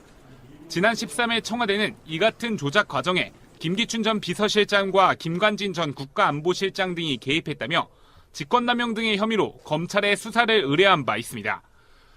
김 전 대사를 출국 금지한 검찰은 조만간 김 전 대사와 당시 국가안보실 관계자 등을 불러 조사할 것으로 보입니다. 엔진룸이 있는 세월호 기관구역은 각종 장비가 얽혀있고 아직도 펄이 많아 정밀조사가 불가능한 상황입니다. 프로펠러의 오작동과 선체 좌현의 충돌 흔적 등 침몰 원인을 둘러싼 각종 의혹을 해소하려면 선체를 세워놓고 조사하는 게 필수적이라고 선체조사위원회는 의견을 모았습니다. 5명 남은 미수습자 수습에 도움이 될 것이라는 가족들의 의견도 반영됐습니다. 미수습자 수습을 하기 위해서라도 해야 된다. 그리고 정밀 조사를 위해서라도 직립을 해야 된다. 그리고 조사관들의 안전을 위해서라도 직립을 해야 된다. 먼저 현재 목포신항 부두에 거치된 세월호를 물 위에 설치한 플로팅 도크로 옮깁니다. 이어 8,000톤급 이상의 크레인들을 통해 세월호를 천천히 돌려 바로 세웁니다. 바로 세워진 세월호를 다시 육지로 이동시키면 직립 작업이 끝나게 됩니다. 최종 작업이 마무리될 때까지 67일 정도가 걸릴 것으로 선조위는 예상했습니다. 선체조사위원회는 68억 원가량 예상되는 예산 확보를 위해 관계부처와 협의한 뒤 빠르면 내년 1월부터 본격적인 직립 작업에 들어갈 계획입니다. 서울중앙지검 수사팀은 오늘 오전 장호중 현 부산지검장의 사무실을 전격 압수수색했습니다. 장 지검장은 지난 2013년 국가정보원에서 감찰실장으로 파견 근무할 당시 검찰 수사에 대응하기 위해 조직된 현안 TF에 소속돼 댓글 수사를 방해한 혐의를 받고 있습니다. TF엔 장 지검장을 비롯해 법률보좌관이던 변모 서울고검검사, 파견검사이던 이모 부장 등 현직 검찰 간부 3명이 속했습니다. 검찰은 이들이 국정원 직원들과 공모해 가짜 심리전단 사무실을 마련하고 직원들에겐 허위 증언을 하도록 종용하는 데 주도적인 역할을 해 검찰 수사를 조직적으로 방해한 것으로 보고 있습니다. 이에 대해 문무일 검찰총장은 국감 답변을 통해 유감의 뜻을 나타냈습니다. 보고를 받고 참 안타까운 마음을 금할 수 없습니다. 다만 과거 잘못된 일이 재발해선 안 된다는 생각으로 엄정하게 수사하고 있다고 밝혔습니다. 법무부는 수사 대상에 오른 장 지검장과 이모 부장을 인사조치했습니다. 검찰은 이모 부장검사를 오늘 오후 피의자 신분으로 불러 조사한 데 이어 서천호 전 국정원 2차장은 내일, 장 검사장은 모레 소환할 예정이라고 밝혔습니다. 방송 중간에 좋아요를 눌러주시면 새날팀들에게 큰 힘이 됩니다. 미리 감사합니다.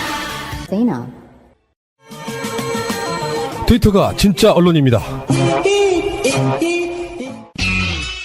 자, 신비님 좋아할 만한 이야기 하나 할게요. 드론.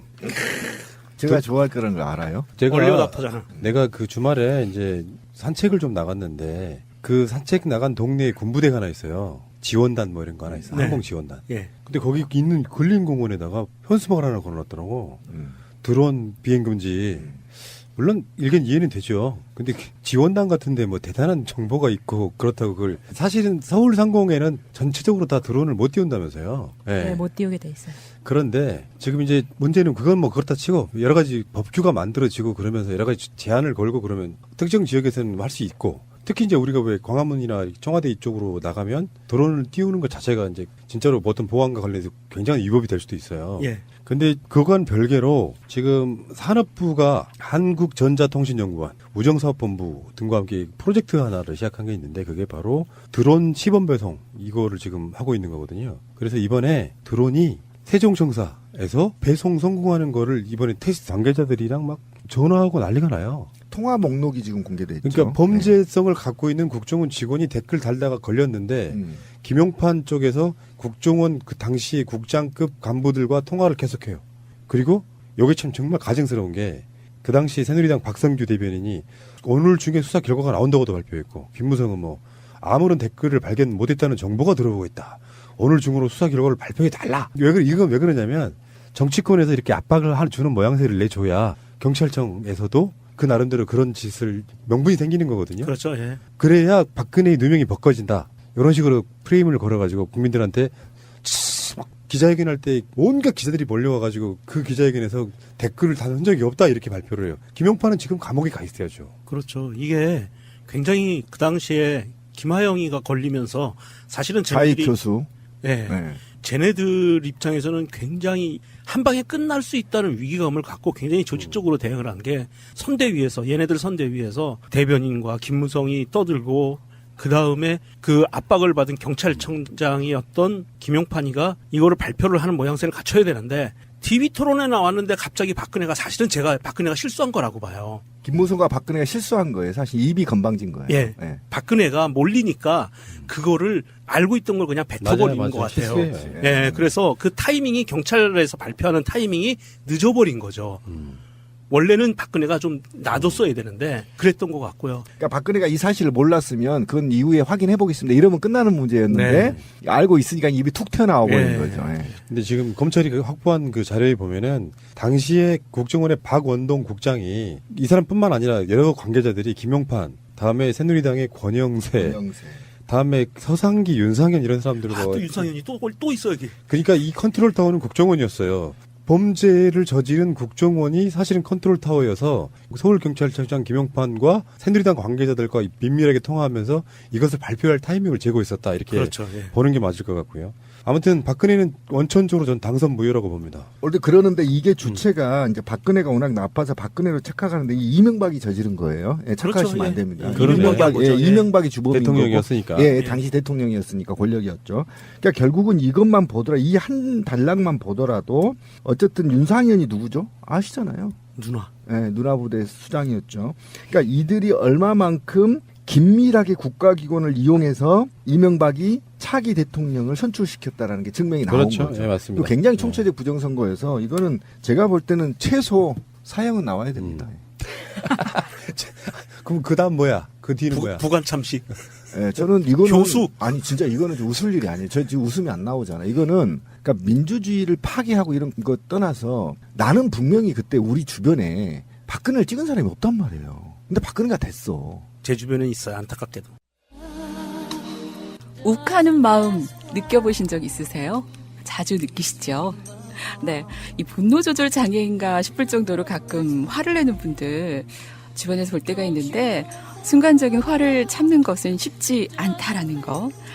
2500년 전에도 마찬가지인가 봅니다. 공자의 제자 자장도 참는 것이 어려웠는지 공자에게 물었어요. 공자님, 참지 않으면 어떻게 됩니까? 공자께서 말씀하셨죠. 천자가 참지 않으면 나라가 황폐하게 되고 제후가 참지 않으면 그 몸을 잃어버린다. 벼슬아치가 참지 않으면 형법에 의해 죽게 되고 형제가 참지 않으면 각각 헤어져서 따로 살게 된다. 부부가 참지 않으면 자식들이 부모 없이 고아가 될 것이고 친구가 서로 참지 않으면 정과 뜻이 서로 갈린다. 자신이 참지 않으면 걱정, 근심이 없어지지 않는다. 네, 자장이 말했습니다. 참으로 좋고도 좋으신 말씀이로다. 아, 참는 것은 참으로 어렵도다. 사람이 아니면 참지 못할 것이요. 참지 못할 것 같으면 사람이 아니로다. 네, 명심보감 개성편에 전해진 이야기인데요. 참는 것이 얼마나 어려운 일인지 알게 합니다. 네, 안녕하세요. 영화로 배우는 인문학 진행의 박 기장입니다. 안녕하세요, PD님. 예, 반갑습니다. 네, 잘 찾고 계시죠? 예. 안녕하세요, 마차님. 안녕하세요, 마차입니다. 네, 안녕하세요, 한쌤. 네, 가을에 지하철을 타고 오는 한창섭입니다. 너무 예쁘죠, 풍경이. 아, 이 분노를 슬기롭게 다스리는 방법도 좀 있어야 될 것 같은데요. 나만의 분노 조절법 있을까요, PD님? 기사가 좀 잘못된 게 있는데 현재 그 재정분권에서 국세와 지방세와 관련한 비율이 7대3으로 이룰 거라고 했는데 이게 잘못된 거고요. 현행 7대3에서 6대4로 바꾼다고 대통령이 밝혔습니다. 제가 얘기한 게 6대4 정도 얘기했잖아요. 6대4 정도로 바뀌면 세수 교환이 일어나는 겁니다. 그래서 국세가 지방세로 바로 적립이 돼버려요. 이해가시죠? 그러면 이제는 교부금 수가 줄어드는 겁니다. 이 교부금을 어떻게 활용했는지 아시죠? 우리 최경환한테 극단적으로 알았잖아요. 지가 국회의원이라고 또는 재정부 장관이라고 해서 지 고향에 갖고 갔던 돈이 바로 교부세거든요. 그런 것들을 줄이면 어떤 현상이 일어나면 국회의원이 예산 편성 때 자기 지역에 돈 갖고 가려고 온갖 거짓말과 정치적 모략을 통해서 국회 예산 정부를 완전히 파토내는 이런 상황이 이제 줄어든다는 겁니다. 볼륨이 갖고 가는 게 적어진다는 거죠. 아예 이제 배정이 되기 때문에. 그 다음에 행정부나 각 부처에서 뭐 6대4니 5대3이니 이렇게 진행하는 사업들이 있어요. 이렇게 사업들이 있으면 중앙부처의 개입이 그만큼 적어지는 겁니다.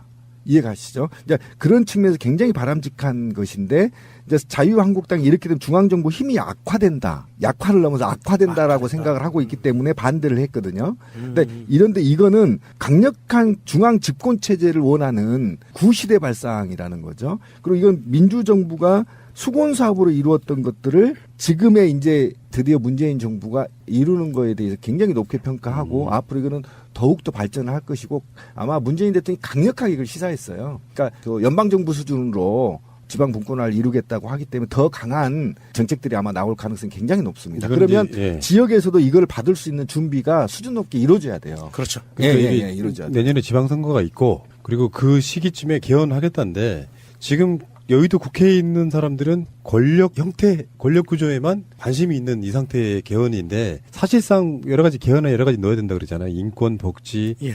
그중에 대표적으로 지방 분권에 대한 것도 확실하게 개헌에 집어넣겠다 이런 의지 표명인 것 같고요. 저는 이걸 다른 형태에서 좀 말해보자면 김대중 노무현 대통령과의 세트 플레이예요. 예.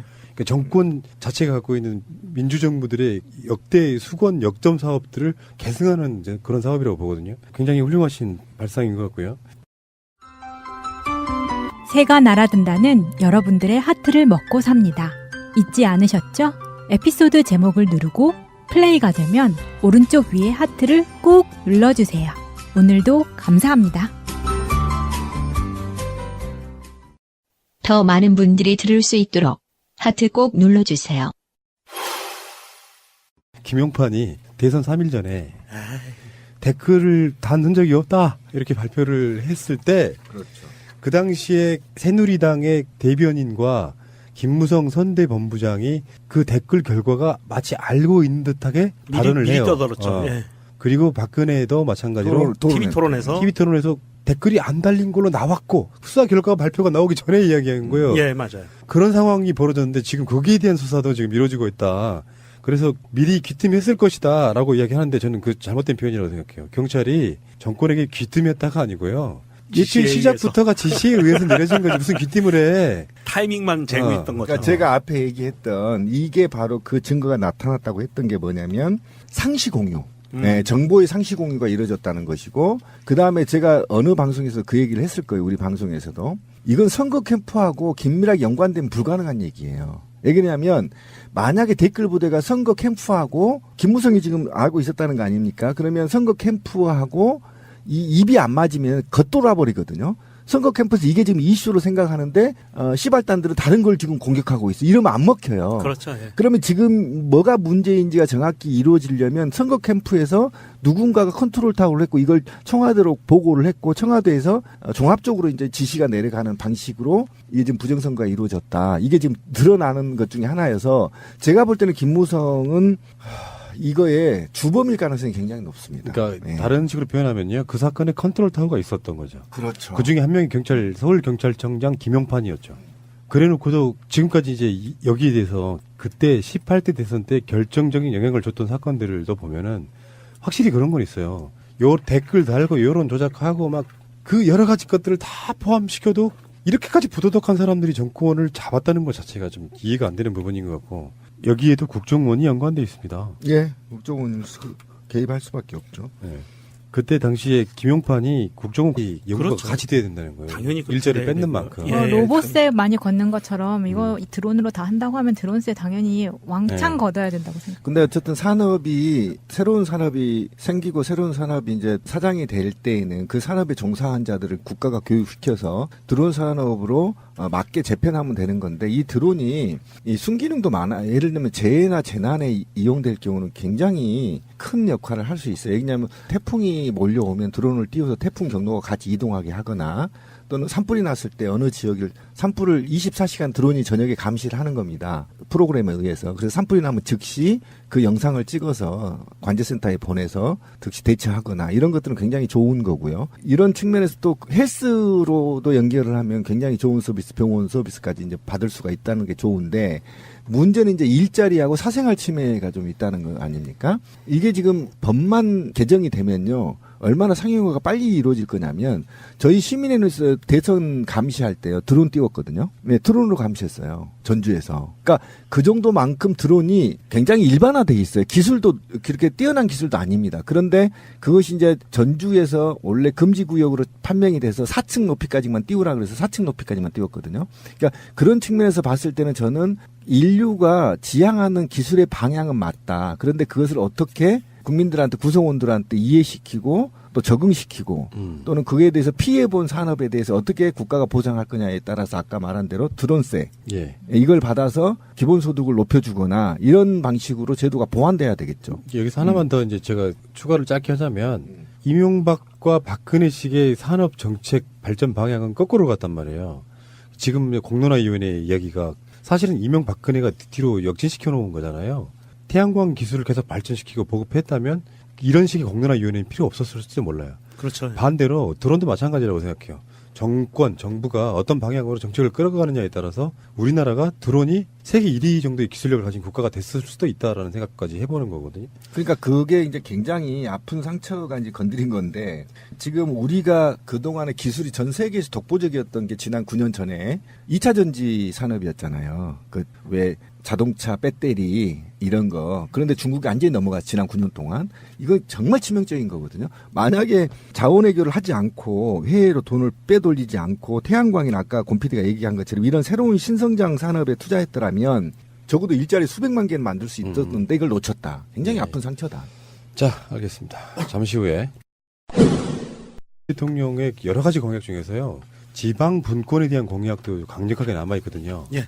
문재인 대통령은 가장 정확하게 표현하면 진보냐 보수냐 이런 걸 떠나서 그쪽에서 보면 진보 쪽 대통령이고 또 어느 쪽에서 보면은 중도에 가까운 대통령이고 향후에는 건강한 보수의 대통령이 돼야 된다 이렇게 얘기도 하지만 문재인 대통령을 또 다른 식으로 표현하면 저는 민주주의자라고 보는데 맞습니다. 예. 민주주의자가 나라를 운영함에 있어가지고 가져야 될 여러 가지 개념들 중에 지방 분권에 대한 이야기를 확실히 갖춰야 돼요. 왜 박근혜 정권 때 지방 교부세 문제로 광화문 광장에서 여러 경기도에 있는 시장들이 단식했던 거 기억하시죠? 예. 근데 그거에 대해서는 뭐 신비님도 많이 광분하셨던 부분이고 지방 교부세 내보내 이런 부분. 근데 여수에 내려가서 국무회의 같은 걸 하면서 보여주는 모습이 확실하게 개념이 있구나. 그러니까 지방 분권을 이제 헌법에다가 집어넣겠다는 거고요. 첫 번째는. 그리고 되게 어려운 말이자 되게 뻔한 말이긴 해요. 새로운 지방 분권과 균형 발전 시대를 열겠다. 그 재정도 분권할 수 있게끔 강력하게 추진하겠다.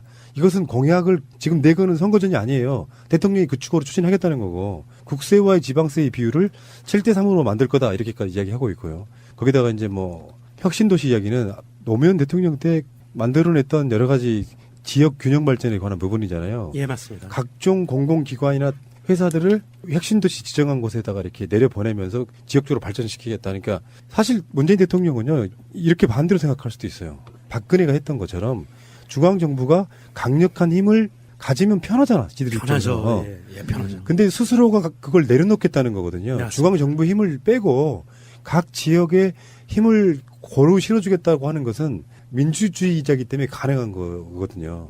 맞아요. 예, 가장 이제 고무적이었던 거는 아무것도 아닌 것 같지만 앞으로 지방자치단체로 부르지 말자. 공식적 명칭을 지방정부라고 하자.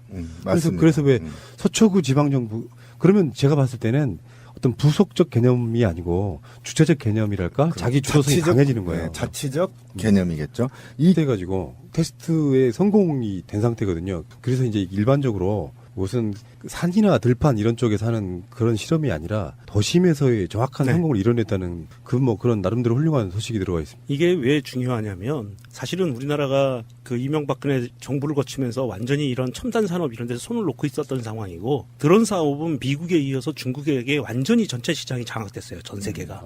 그런 상황에서 이 국가적인 차원에서 이런 시험 비행을 성공했다는 거는 무슨 의미를 갖냐면 얘가 우리가 알고 있듯이 조이스틱으로 드론을 조정한 애가 아니고요. 프로그래밍 돼서 GPS를 이용한 위치 기반 시스템으로 그렇죠. 배송지를 찍어줬을 경우에 이 드론이 자가 비행을 하면서 혼자 비행을 하면서 건물들을 피해서 스스로 인식해서 레이더로 건물을 피해서 목적지에다 물건을 배송을 성공했다는 거예요. 이거는 굉장히 첨단 기술이고요.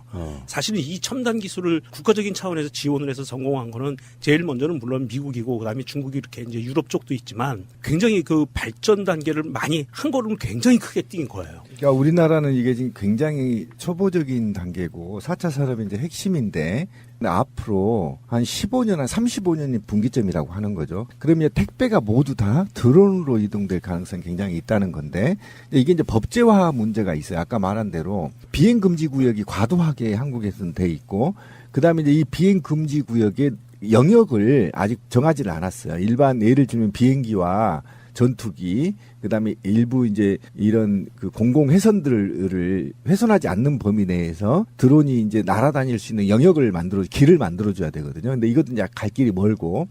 그런데 드론의 마지막 단계는 지금에 넘어서 이게 어느 선까지 있냐면 GPS를 활용한 위치 기반 서비스도 물론 중요하지만 그 더 나가면 어디까지 지금 구상이 되고 있냐면 내가 있는 위치에다 직접 배달이 돼요. 내 스마트폰과 연결이 돼서 지금 신비가 어느 지역에 있는지를 입력을 하면 제 핸드폰을 감지해서 이 녀석이 저한테 오는 거예요. 그럼 저한테 직접 배송이 되는 거거든요. 거기까지 이제 마지막 가는 거고, 그 다음에 그게 이제 AS까지, 만약에 고장이 났으면 AS를 부르면 드론이 와서 그 AS를 가져가는 거예요. 근데 여기까지 가는 건데, 제가 볼 때는 적어도 한국은 이 국방부 때문에 이게 활성화될 가능성이 다른 나라보다 늦어질 겁니다. 개나 소나 다 국방금지구역이라고 해버리니까. 이런 것이 해결이 되지 않으면 제가 볼 때 이 산업은 역시나 후진국에 따라가는 수준, 나머지 다른 나라 다 하고 나서 모델 보고 나서 3국이나 4국 정도로 따라가는 방식 정도밖에 되지 않아서 안타깝습니다. 제도로서의 민주주의가 흔들리고 구타는 일은 이제 없습니다. 민주주의가 밥이고 밥이 민주주의가 되어야 합니다. 나라를 나라답게. 그런데 이번 성공이 얼마나 나름대로 대단한 건지는 한번 설명을 한번 해드려 보겠습니다. 지금 현재 이 드론이 날아간 거리가 1km거든요. 그런데 지금 상용화에 가장 근접했다고 하는 게 아마존 등이에요. 그 상황 좀 설명해 주세요. 아마존이죠, 아마존. 네. 아마존, 구글, 알리바바, DHL 등이 일반 상품 및 구호물품 긴급 배송을 목적으로 반경 약 20km 이내에서 3kg 이내의 물품을 왕복 1시간 이내에 배송할 수 있는 드론을 개발해 배송 서비스 상용화를 추진 중에 있습니다.